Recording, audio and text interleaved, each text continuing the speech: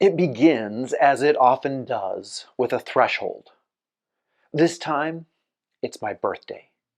51 years, 51 completed trips around the sun, a liminal space between what has been and what may become, a place to pause, to notice, to wonder. Although, when I do pause, it feels like most of the year has been in that space, and all of it has me thinking about how we can stay human. I don't know about you, but for me, it has been a year of upheaval. And I'm not talking about the genocides, tariffs, assassinations, or ICE raids that, in one way or another, affect us all. For me, it's been a year of thresholds within thresholds. My father died, and I found myself sitting in the stunned space between pain and paperwork. Soon after, I became a steward of money I didn't earn and decisions I can't undo. Before I could catch my breath, I lost my job from a company I loved, and it felt like the girl I was crazy about telling me, "It's not you, it's me."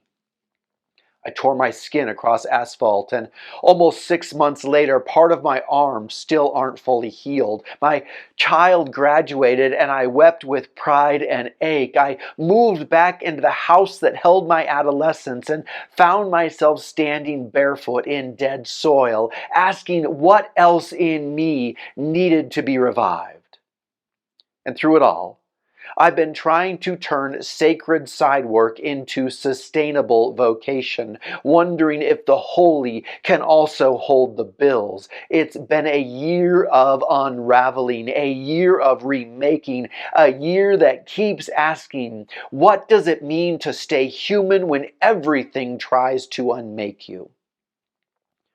So what do you do with all that?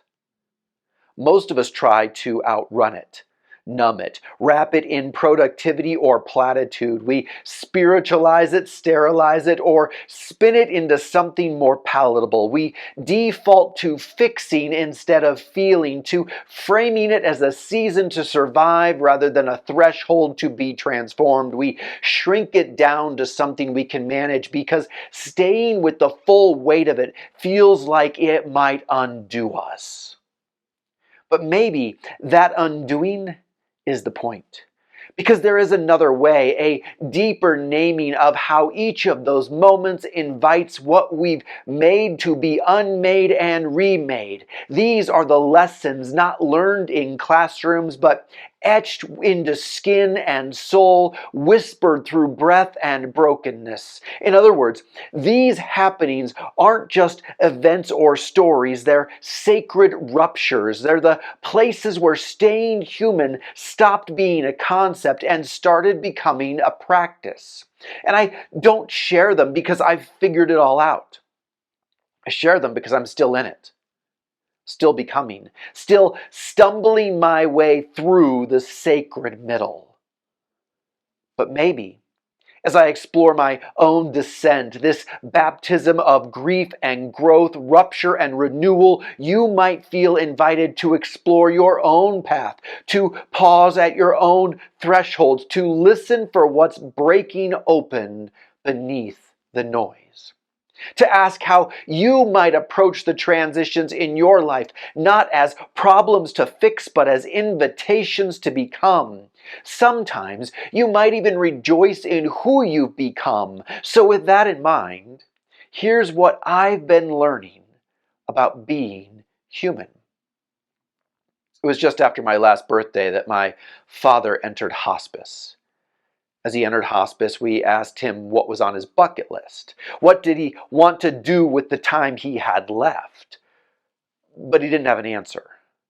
Not because he had done it all, but because for the first time in his life, the question changed.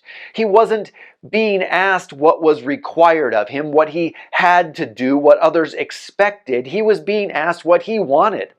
And that question landed like a foreign language. After a lifetime of duty and performance, of living by what was demanded, desire felt unfamiliar.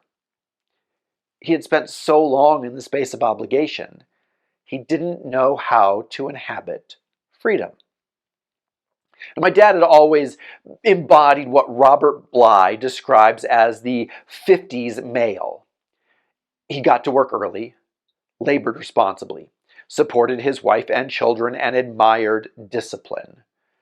Reagan is sort of a mummified version of this dogged type. This sort of man didn't see women's souls well, but he appreciated their bodies. And in his view of culture and America's part in it was boyish and optimistic. Many of his qualities were strong and positive, but underneath the charm and bluff there was, and there remains, much isolation, deprivation, and passivity. That last line from Bly hints that my dad, not knowing what he wanted, came from more than just a lifetime spent in obligation. It's what happens when we lose attunement to ourselves, when duty drowns desire, when survival becomes so consuming that longing goes quiet. He didn't just lack a bucket list. He lacked the inner compass that points towards soul. But there are other ways to find ourselves pulled off course, to draw us away from the deep joy that isn't about distraction or escape, but embodiment. What we often call what we want to do is really just pleasurable and consumptive ways of passing time. But soul doesn't want to pass time. It wants to inhabit, to root into it, to become something within it. And without that encounter, without that inward descent, we mistake freedom for emptiness. Or worse, we fill the silence with noise and call it life. In the midst of this, how could I not ask, what do I want? Not what should I do, not what's required, and not how do I distract myself, but what makes my soul come alive? What stirs my soul? And the truth is, I don't always know. Desire still feels like unfamiliar terrain some days, but I'm learning to listen, to notice what stirs delight, what draws me in with a quiet yes. Sometimes it's something as simple as the bunnies that scamper through my backyard, and I find myself wondering how I can create a space that enhances their safety so their playfulness can inspire my own. At another level, it's the creative act that gives me life. Not just writing, but the weaving together of concepts, ideas, and stories into something more. But it's not just the creation, it's the casting a vision of a different way of being in the world, and flowing from that, speaking truth into places that are already seen as sacred as well as those that are more mundane. Those are the passions behind these posts from We Can Stay Human. It's also why I officiate funerals, not just for income, but for the fierce beauty of holding memory and mystery in the same breath. Not because I want to be in the death business, but because I'm in the life after loss business, helping people move forward well. Letting my body lead has also drawn me back into the dirt, into the ache and thrill of cultivating something living. That curiosity has driven my summer of permaculture books and AI rabbit holes. It has me wondering how I can take a piece of land and nurture it in the way I have my own soul, so my physical world, at least this one corner of it, mirrors my inner one. It's all connected. It's all part of the thread I'm learning to follow, the thread of becoming, of delight, of desire rediscovered. In other words, taking my time to ask, what makes my soul come alive? It's something we can do to help us stay human. As the chemo cleared my dad's system, he slept less, moved more, and enjoyed time with family and friends. But as the chemo dissipated, the cancer it was holding back grew, and his pain expanded. His body began to break down. As the calendar turned to February and we celebrated his 78th birthday, there was no doubt it would be his last. But as death stood at his doorstep, the way he talked about it puzzled me. A man who had spent a lifetime evading his emotions suddenly had to face the pending reality of death, but as he did, he seemed to narrate the end of his life as if it were happening to someone else. As if dying were an academic exercise, a puzzle to solve rather than an experience to feel.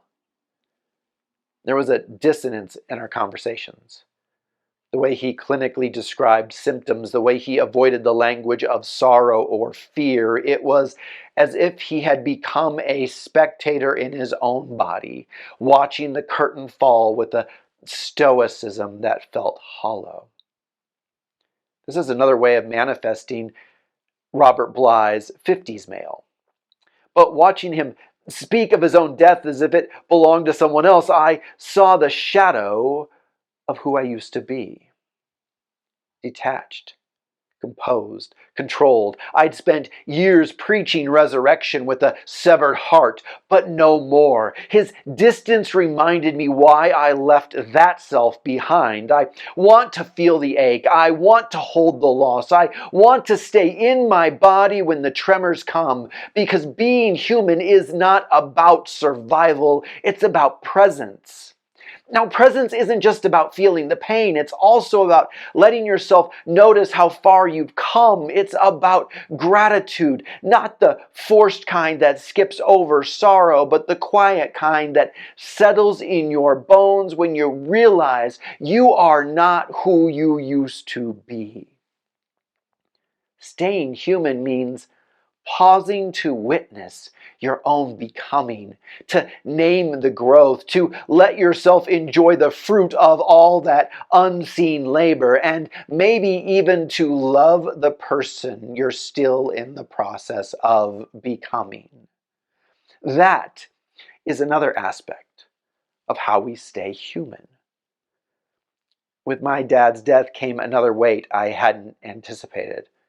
I found myself not only grieving a father, but suddenly helping to steward what he left behind.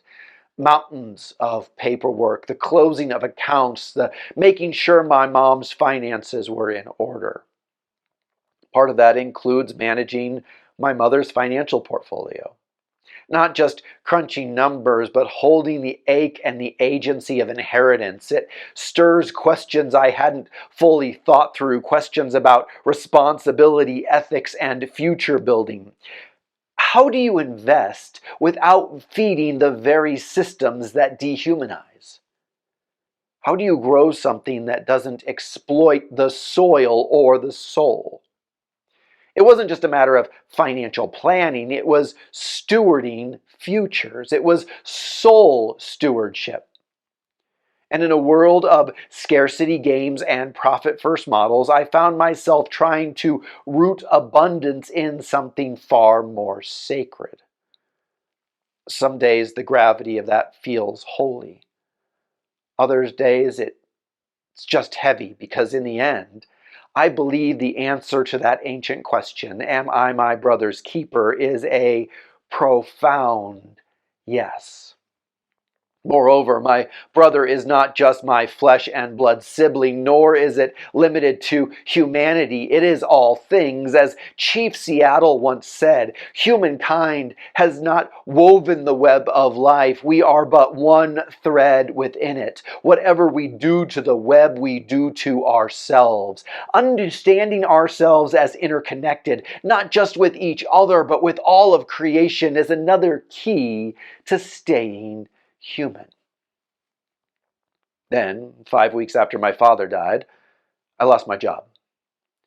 Not because of a failure to perform, but because my work was no longer seen as central to the company's future. I was the one in the field, passing on a vision of movement and health to medicine and fitness professionals. My work wasn't polished, it wasn't flashy, it was grassroots. gritty, underfunded. It was helping others find themselves inside something bigger, helping them belong, helping them believe that they could become part of a movement that transcends brands, budgets, and bottom lines, giving them something that could change their clients' lives. But the company was becoming more corporate, more top-down. They wanted polish, not presence, strategies, not stories, a seamless structure, not a sacred mess. A few months earlier, a friend had warned me, they're becoming more corporate. You're too much of a face for them now. Corporations don't like faces, they like logos. And he was right. I didn't fit the model.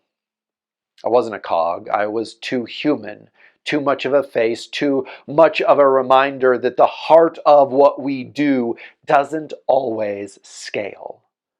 They said all the right corporate speak as they let me go. I wasn't fired. I was, well, whatever term it is they use so they can feel good about themselves as they fire you. In their mind, the organization had outgrown its grassroots. Given that their first attempt to do an event without me misunderstood the audience so profoundly it could be used as a case study in missing the point, maybe it would be more accurate to say it had forgotten its roots entirely. Either way, I was pruned, not to promote growth, but to feed private equity's bottom line. And in that moment, what I'd long suspected became painfully clear. We live in a world where profit is prioritized over people, where presence is sacrificed as the altar of, well, not performance, but performativity, that facade and corporate conformity that seeks to justify your existence while doing, well, I'm not really sure what. And it's not that the founders lost their way, it's that they lost their power. They took on a private equity partner and soon found themselves without a voice in the company they built. And when that happened, the soul of the work was no longer theirs to steward. The vision was no longer theirs to cast. It was no longer about changing people's lives, but putting lines about changing lives on billboards and in catalogs, because that gives the appearance of genuine care. Because that's how these systems work. Even sacred things get bought. And when the numbers don't favor nuance, they trim the edges, sanitize the story, move from authenticity to performance, and cut loose whatever can't be measured in quarterly returns. So what do you do when a system tells you your humanity no longer fits? The easy response is to harden, to shut down, to settle for self-preservation. You put on your corporate facade and learn their jargon, hoping you do it well enough to sustain yourself and your family, but that only feeds the very thing that's breaking us. The other option, you stay human. Fiercely, tenderly, imperfectly human. You let presence be your protest. You let soul be your metric. And when you're no longer welcome at the table, you build your own. Not to win, but to become. So I leaned in. Not to the old system, but to the sacred work I'd been tending on the side. Funeral work that made room for memory and mystery, that paid no dividends but gave something deeper. It had always been sacred work, raw and real, the kind of work that lets you hold grief in one hand and mystery in the other. There's nothing polished about standing beside grief. Nothing scalable about holding a widow's hand or helping a son name what he never said aloud or grieving with parents who just lost a child, but it's real. And real was all I had. Still, I was haunted by the question, can this sacred work also sustain? I stepped into the unknown, trying to grow something meaningful from the margins. There were no guarantees, just the quiet ache of precarity. The tension of living in the gap between what is and what might be. So can I serve and also survive? There are some weeks it works and others where I look at my phone and ache for it to ring. So I'm looking to expand my offerings. Holistic life coaching as a means of helping others step into a new normal, a weekly grief circle where people come together to find themselves on the other side of loss. I've begun contracting too, back into the world of foot health, still helping people move well in the world, but now I walk my own path, not to scale, but to stay rooted, not to chase growth, but to choose presence. Which makes me wonder, what are you doing to both survive and stay human? I was just beginning to find my rooting in this new space. Not in certainty, but in trust, in the possibility that sacred work could hold me, and then the pavement reminded me just how fragile that trust really was. Flesh against asphalt. The sharp reminder that this life I'm crafting is tender and terrifying and stitched together by a grace I can't always see. In a world that demands independence, I found myself desperately interdependent, shaken, bleeding, not just from skin, but from the quiet uncertainty I thought I'd built. No full-time job, no insurance, no official structure designed to hold me, just pain, just questions, just the ache of vulnerability. And yet there were things that held me. Not a policy number or a hotline, but people. A friend who practices traditional Chinese medicine opened her doors and placed needles where pain had gathered. Another lent me infrared equipment to coax healing back into my tissues. A chiropractor I've known for years reset what the crash had knocked out of place, charging less than a copay. A doctor friend who also happens to be a team physician for the USA Sports tried cutting-edge treatments, not for profit, but to learn, to give, to heal. My body began to mend, not because I held a card in my wallet, but because I was held by a web of care. Friends showed up. Neighbors carried my load. Community became the hospital. Presence became the medicine. And while it wasn't all about healing, the web of support I've experienced this year didn't stop there, because I've been weaving my larger network over months and years, often in a place that seems unlikely, a place where care for my body, heart, and mind intersect. Friends from the gym aren't just workout buddies. They were laughter in the weight room, texts of support through all of life's ebbs and flows, meals shared, jokes that cut through the heaviness. Encouragement when I questioned whether this sacred but precarious life could actually hold me. We spotted each other through more than just sets. We've carried each other through grief, uncertainty, and transition. They've seen me sore, sweaty, and searching, and they stayed. And that kind of presence is rare. It's the kind that doesn't demand polish, only honesty. And part of that honesty includes this being a year of emotional complexity with relationships as well. It's been the navigation of more layers than I can name. Connection and absence, hope and heartbreak.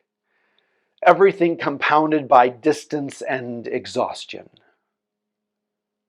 But even in the midst of all that complexity, one thing stood out. She came the weekend of my dad's funeral. No invitation, no grand gesture, just presence. And there's something about that kind of quiet arrival when everything else is unraveling that marks the soul. Whatever else we've faced or will face, I won't forget that. She showed up in a moment where it felt like the whole world was on my shoulders and gave me one to cry on. In other words, presence came in many forms this year. Some tender, some complicated, and some as simple as a door held open. Because when the job fell away and the future was foggy, another door opened, literally. My mom invited us to move into the house I grew up in. The house that held my adolescence now holds my midlife. It wasn't just available, it was offered. Empty since I'd moved my parents out shortly before my dad entered hospice. It was there for me to dwell in, not with strings, but with love, with welcome, with the understanding that sometimes stability looks like shelter, and shelter makes transformation possible. We didn't land here because we failed. We landed here because love made room. That makes it a year that's reminded me over and over again how important it is to be connected, not just to soul, but to your community. So we moved back into the house I first entered on the last day of 7th grade. But this is more than a house. It's a piece of land. 1.1 acres. Any attempt to manicure that land was long abandoned. Some soil too dead to grow anything. Other patches cultivate what we'd call weeds, but are really nature's attempt to revitalize nutrients stripped from the soil. And as I walked the perimeter, something in me began to stir. And here's where the external journey met the internal one, where all the soul work I'd been doing found soil to root in. You see, for years I've been tending the soul, the practice of Soulcraft, a model created by Jungian eco-depth psychologist Bill Plotkin. It's like permaculture for the psyche. The work that's been done within is happening beyond my body now, and I've realized that they are the same work. Cultivation, observation, trust, nothing forced, everything invited. I listen. I read the land like I read my own spirit, slowly, prayerfully. Permaculture is not just a method, it's not a hobby, but a practice. It's a metaphor, it's a life. It's a way of being and becoming. You learn to live by death, to compost what no longer serves, to trust that decay is holy, that rest is not the absence of growth, but the root of it. And just this week, I heard something that stopped me cold. A guest on a podcast pointed out that the first time sin is mentioned in the Bible isn't in the Garden of Eden, but in Genesis 4.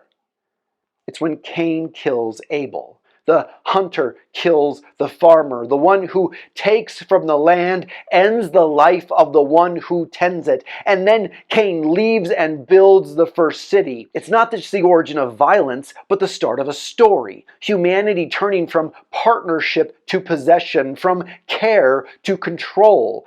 From this act, we begin our long exile, not from Eden, but from intimacy with the earth. The land becomes something to dominate, to extract from, rather than something we are bound to be in mutual becoming. But maybe that's what this return to soil is all about. Maybe tending this one small plot is not just a lifestyle choice, but a sacred invitation.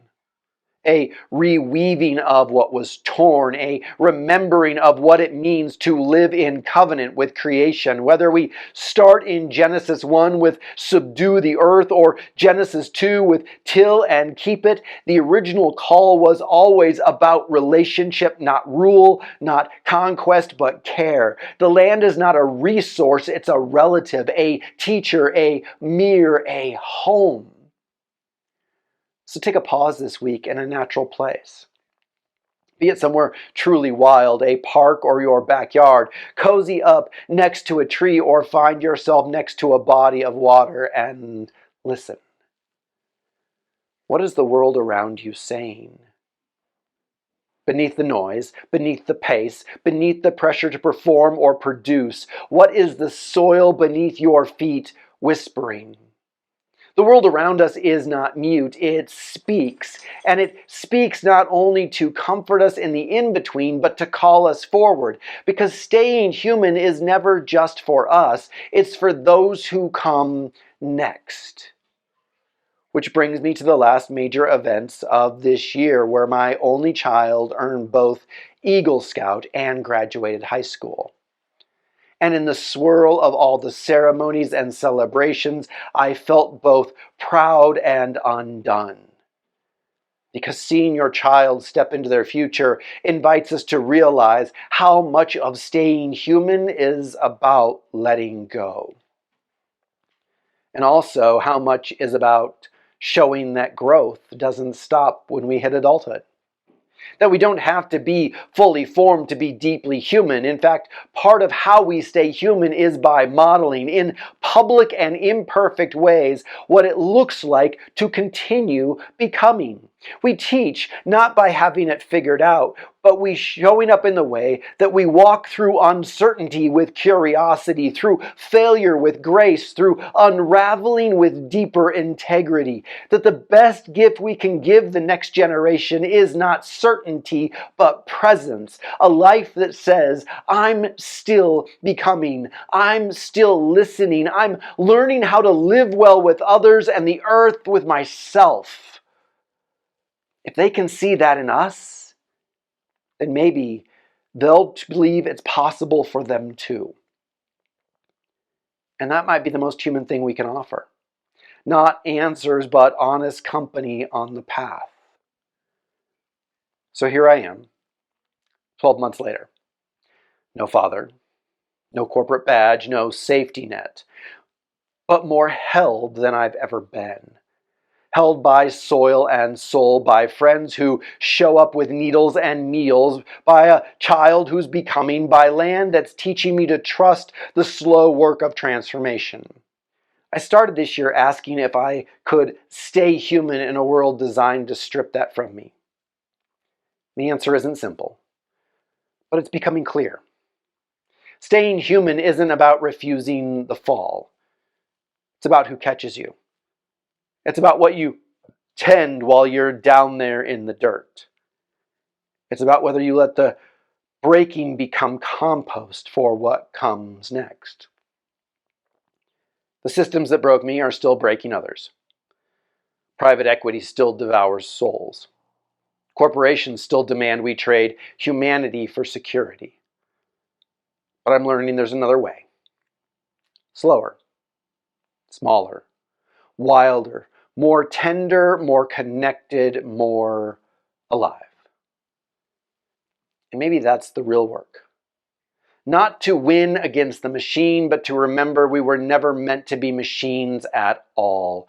We were meant to be human. Gloriously, vulnerably, imperfectly human, rooted in earth, woven into community, held by something larger than quarterly returns. Because it's only when we look beyond the bottom line that we will find what we need to stay human.